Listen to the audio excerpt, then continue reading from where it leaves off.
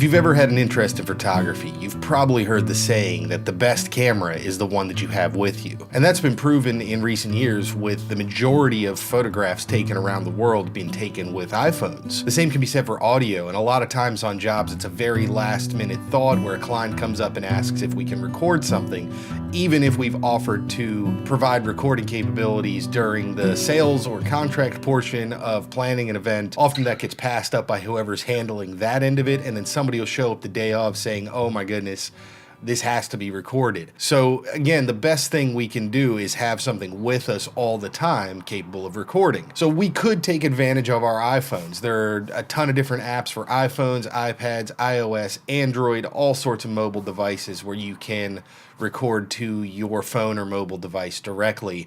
And that's great. I personally don't enjoy doing that because I really only carry my iPhone and my iPad. My iPhone I carry obviously for myself, and my iPad I carry for control and doing other sorts of tasks on job. So I could use that if I had to, but I generally don't like to be without it because unlike pulling out your iPhone and snapping a photo or a quick video like this, recording an event could be a few hours where you would need to have your phone plugged into power and on airplane mode, do not disturb, all of that kind of stuff. So I generally don't want to be without either of my devices that I carry for that long. So to cover those types of situations, it's really handy to carry something like this. Now the DR-05 is not much bigger than an iPhone. It sits into my bag really easily. I've got a little cheap wind sock on it that, just for outdoor recordings, but that wouldn't normally be used on gigs. So normally it doesn't travel with that. It just sticks into my bag. This little guy lasts forever on a pair of AA batteries. It takes micro SD cards that you can get in huge sizes. Right now I only have a 2 gigabyte one in there, but you can get huge micro SD cards for very cheap nowadays. And it's got a line input, it's got headphone outputs, it's got stereo microphones, it'll record mono files, stereo files. The external input on the top of this unit also supplies mic power to external microphones. This is not phantom power, so it won't power your big condenser microphones. So there's still a healthy market out there for portable recorders, unlike point and shoot cameras.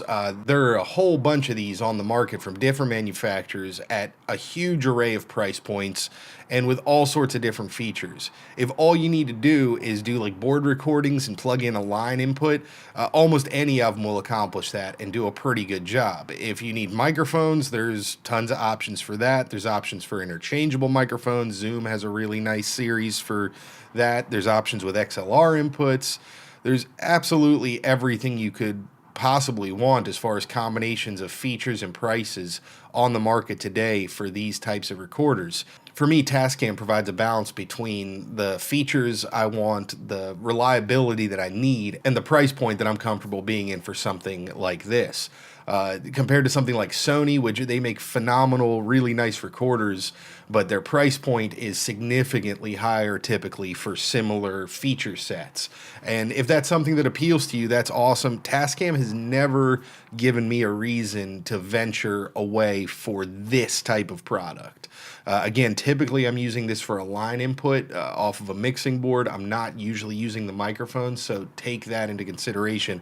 But for my uses, these always do great.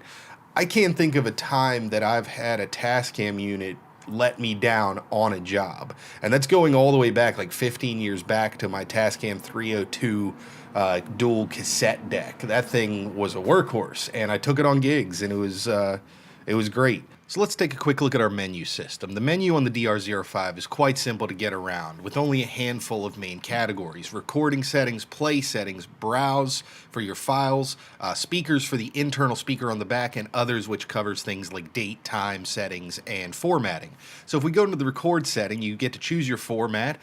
You have WAV, 16-bit, 24-bit, and then MP3 going all the way up to 320K. Then we can choose below that our sample rate, and we can choose 44.1 if we're doing something that's going to be outputted to CD, 48K for video, or up to 96K, which is a really nice feature if you want to take advantage of that. You have the choice of stereo or mono recordings, obviously, and then you can choose the maximum size of the file of each one of those recordings, and it gives you an idea there on the right-hand side of how much time you will get in minutes. If you put that to mono, your time doubles.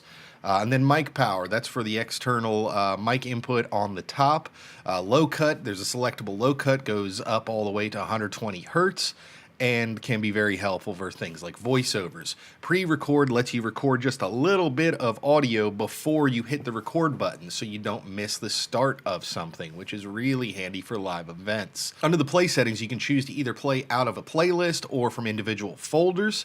You can choose for it to play on repeat or just one at a time or continuous. You can set a specific EQ for playback, which could be handy. And then there's a jump back feature, so when you scroll, you can either go back 1 second at a time or more if you want to be able to jump around and hunt around through like a voice transcription a little easier. You can go up to 30-second jumps at a time. So that could be really handy if you're hunting around for a specific part of a speech, if you're using this for transcriptions. Under Browse, it's literally just your folder.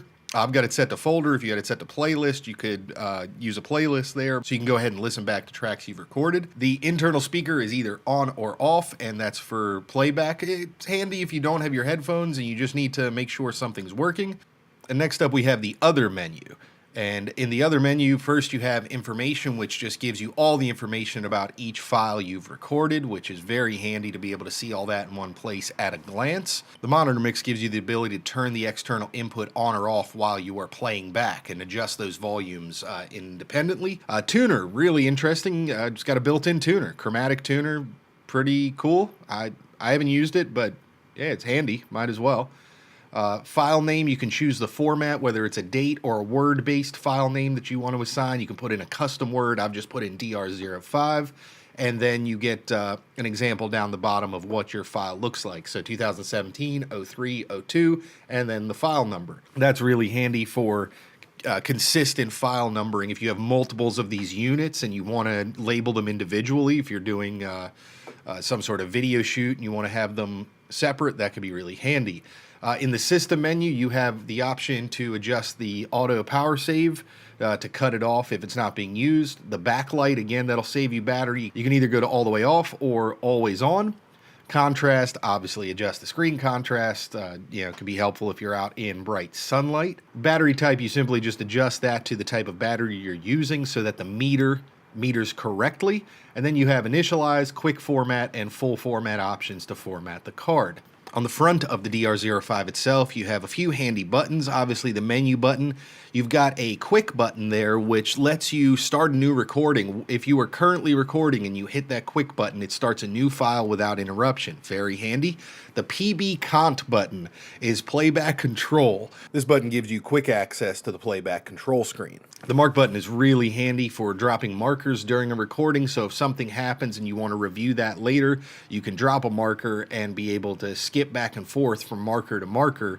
At the start, you can drop them at the start of tracks. I would probably hit the quick button to start a new track in between songs if I was doing a live recording, but you can choose how you want to work. Two additional really nice features to this unit are the ability to run it off of USB bus power, so you can power it with an external USB battery supply or any sort of USB wall adapter that you would typically use for something like a cell phone. You can also use that same USB cable to transfer the files to your computer, which for me is a really nice feature because I don't have a micro SD card reader. So I simply leave the micro SD in this unit and I use a USB cable to quickly move those files across, and it works beautifully. The DR-05 also includes a number of features that don't get used much in a professional audio context, but they might be useful for musicians or people using it in a business environment. Some of those features are peak reduction to keep you from clipping your recording, self-timer and record delay functions to start recording at a scheduled time, auto track increments, which will help you to break up longer recordings in a logical way, variable speed playback without changing the pitch. This is super helpful if you're trying to transcribe music or speeches, and loop playback and level align functions to help even out your recording. So that's it for the Tascam DR-05 walkthrough and kind of a review. I don't know. I like it. I use it. I'm sure other people like other recorders, and that's cool too. Thanks so much for watching. If you liked the video, hit the thumbs up below. And if you got any questions or comments, or if you've got a recorder that you like better than this, or that has better features or something different that made you choose it, let me know. It'd be interesting to know what everybody else is using as their carry around, throw in the bag kind of recorder. If you haven't done so before, be sure to take a look at the website, DcSoundOp.com, just like the YouTube channel, and you'll find all sorts of resources, links to free tools, apps, and software that you can download over there that are really handy, things that I've found over the years that are very helpful to have on hand as a live sound freelancer. And I've tried to put all that kind of stuff together, all the resources that I've used over the years and that I use currently. I've tried to put them in one place so everybody can find them easily. So check it out, DcSoundOp.com. As always, a huge thank you to the folks who have chosen to support the channel on Patreon. If you're interested in doing that, there's also a link in the description below. Those folks who have chosen to support the channel on Patreon are a huge help because this does take money and time to do, and it's just really, really awesome to see other people wanting to help out in putting these videos together. So thanks again for watching. See you next time.